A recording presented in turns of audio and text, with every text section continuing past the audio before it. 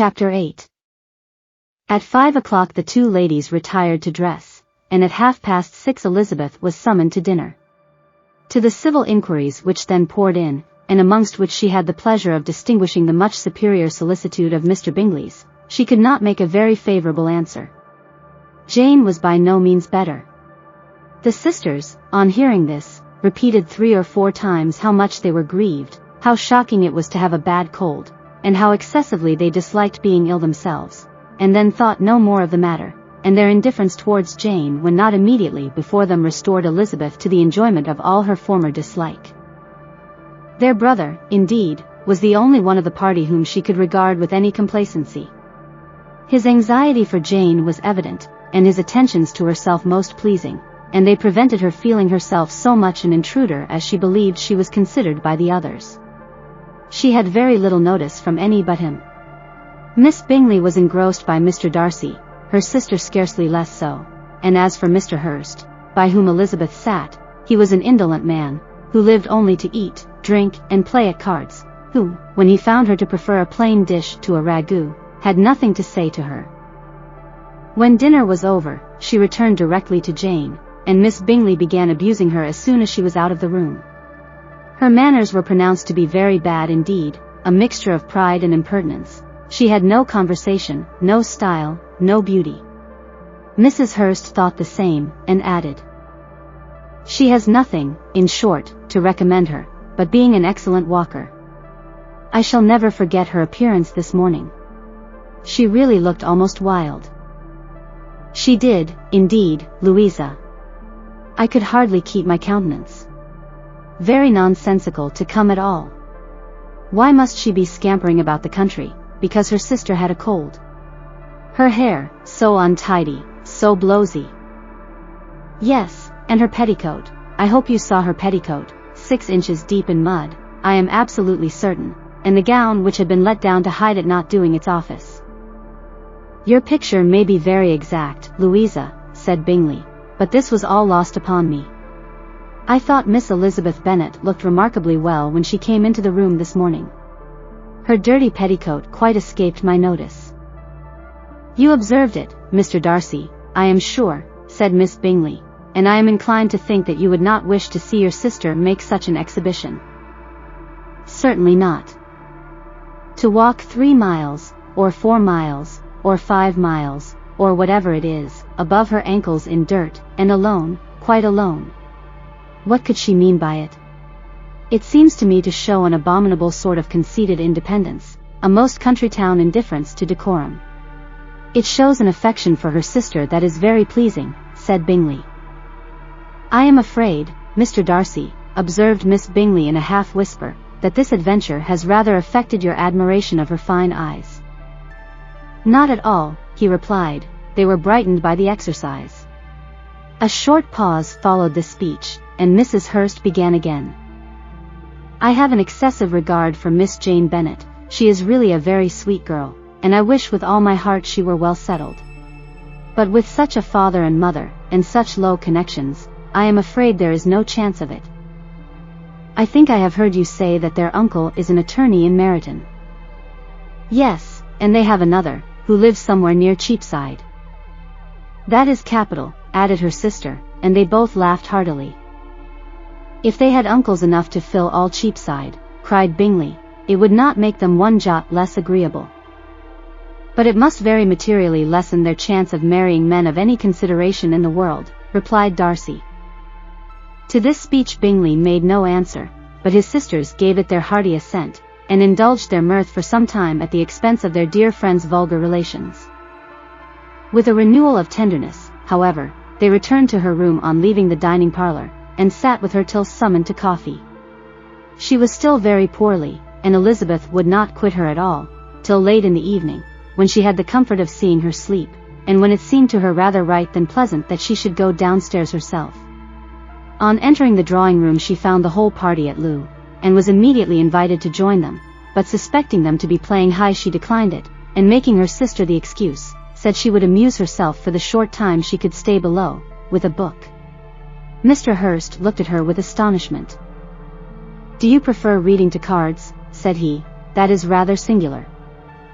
Miss Eliza Bennet, said Miss Bingley, despises cards. She is a great reader, and has no pleasure in anything else. I deserve neither such praise nor such censure, cried Elizabeth. I am not a great reader, and I have pleasure in many things. In nursing your sister I am sure you have pleasure, said Bingley, and I hope it will be soon increased by seeing her quite well. Elizabeth thanked him from her heart, and then walked towards the table where a few books were lying. He immediately offered to fetch her others, all that his library afforded. And I wish my collection were larger for your benefit and my own credit, but I am an idle fellow, and though I have not many, I have more than I ever looked into. Elizabeth assured him that she could suit herself perfectly with those in the room. I am astonished, said Miss Bingley, that my father should have left so small a collection of books. What a delightful library you have at Pemberley, Mr. Darcy. It ought to be good, he replied, it has been the work of many generations. And then you have added so much to it yourself, you are always buying books. I cannot comprehend the neglect of a family library in such days as these. Neglect. I am sure you neglect nothing that can add to the beauties of that noble place. Charles, when you build your house, I wish it may be half as delightful as Pemberley. I wish it may. But I would really advise you to make your purchase in that neighborhood, and take Pemberley for a kind of model. There is not a finer county in England than Derbyshire. With all my heart, I will buy Pemberley itself if Darcy will sell it. I am talking of possibilities, Charles. Upon my word, Caroline, I should think it more possible to get Pemberley by purchase than by imitation.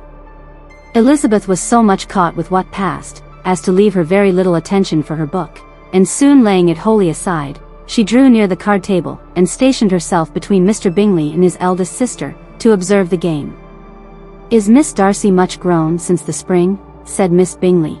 Will she be as tall as I am? I think she will. She is now about Miss Elizabeth Bennet's height, or rather taller. How I long to see her again. I never met with anybody who delighted me so much. Such a countenance, such manners. And so extremely accomplished for her age. Her performance on the pianoforte is exquisite. It is amazing to me, said Bingley, how young ladies can have patience to be so very accomplished as they all are. All young ladies accomplished. My dear Charles, what do you mean? Yes, all of them, I think. They all paint tables, cover screens, and net purses. I scarcely know anyone who cannot do all this, and I am sure I never heard a young lady spoken of for the first time, without being informed that she was very accomplished. Your list of the common extent of accomplishments, said Darcy, has too much truth. The word is applied to many a woman who deserves it no otherwise than by netting a purse or covering a screen. But I am very far from agreeing with you in your estimation of ladies in general. I cannot boast of knowing more than half a dozen, in the whole range of my acquaintance, that are really accomplished. Nor I am sure, said Miss Bingley. Then, observed Elizabeth, you must comprehend a great deal in your idea of an accomplished woman. Yes, I do comprehend a great deal in it. Oh! Certainly, cried his faithful assistant, no one can be really esteemed accomplished who does not greatly surpass what is usually met with. A woman must have a thorough knowledge of music, singing, drawing, dancing, and the modern languages, to deserve the word, and besides all this, she must possess a certain something in her air and manner of walking, the tone of her voice, her address and expressions, or the word will be but half deserved. All this she must possess, added Darcy, and to all this she must yet add something more substantial, in the improvement of her mind by extensive reading. I am no longer surprised at your knowing only 6 accomplished women. I rather wonder now at your knowing any. Are you so severe upon your own sex as to doubt the possibility of all this?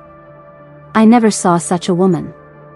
I never saw such capacity, and taste, and application, and elegance, as you describe united.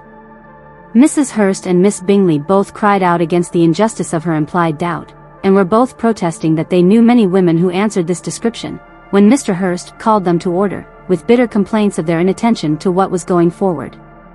As all conversation was thereby at an end, Elizabeth soon afterwards left the room. Elizabeth Bennet, said Miss Bingley, when the door was closed on her, is one of those young ladies who seek to recommend themselves to the other sex by undervaluing their own, and with many men, I dare say, it succeeds. But, in my opinion, it is a paltry device, a very mean art. Undoubtedly, replied Darcy, to whom this remark was chiefly addressed, there is a meanness in all the arts which ladies sometimes condescend to employ for captivation. Whatever bears affinity to cunning is despicable. Miss Bingley was not so entirely satisfied with this reply as to continue the subject. Elizabeth joined them again only to say that her sister was worse, and that she could not leave her. Bingley urged Mr. Jones being sent for immediately, while his sisters, convinced that no country advice could be of any service, recommended an express to town for one of the most eminent physicians. This she would not hear of, but she was not so unwilling to comply with their brother's proposal, and it was settled that Mr. Jones should be sent for early in the morning, if Miss Bennet were not decidedly better. Bingley was quite uncomfortable. His sisters declared that they were miserable. They solaced their wretchedness, however, by duets after supper, while he could find no better relief to his feelings than by giving his housekeeper directions that every attention might be paid to the sick lady and her sister.